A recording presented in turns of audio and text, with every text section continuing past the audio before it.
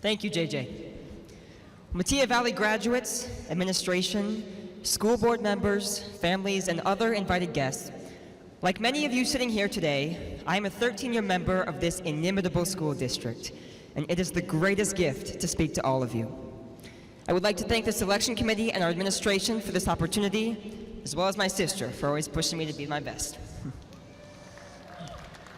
As rising adults, the advice, when you fall down, you have to get back up, or in simpler terms, don't give up, starts to sound a little unhelpful. And due to the simplicity of that piece of advice, we often find ourselves struggling to truly apply it. But those voices of mentorship surely have some good reason to be constantly preaching that idea.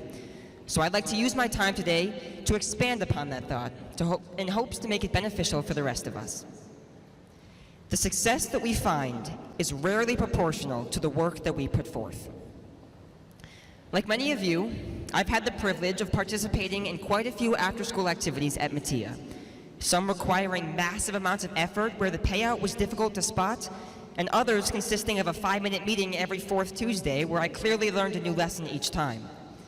I would spend 10+ hours one week preparing, only to compete terribly that weekend. And the next, I would spend 15 minutes in math class and take home gold. Now, we can all agree that there is some relationship between work and reward, as hard work is inevitable in many places down this path that we all face. But each step that we take will require varying amounts of effort, each chapter rewarding us but pushing us in a different way than the last. A 20-minute jog hurts a lot more than a 60-minute walk, but neither result in much more ground traveled, and each are necessary in their own respective times. And it's our job to not let the pain stray our eyes from that finish line, to not let the results hinder our forward movement. Now, I don't know about any of you, but 4 years flew by, because in reality, it felt like 2.5. Yet, regardless of the number of class periods that we spent in Metea classrooms, or the number of times our Mustangs laced up their shoes before a game, or the number of times our musicians donned their concert attire, we still face the exact same sight that the past 12 classes have faced.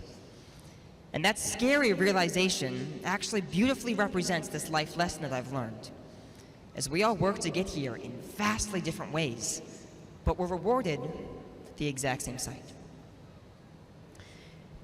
So as adults approaching some of the most trying yet exciting years of our lives, we must understand that the sweat that we sweat and the blood that we shed will not yield the same amount of results as it did yesterday, and nor will it mirror tomorrow. So in the end, it's not just about not giving up. It's about being content with the idea that the only relation we truly control is the one between desire and effort, not work and reward. Class of 22, it's been an honor speaking to you today, but a far greater one to have been a classmate of yours. I wish you all the best of luck. Thank you.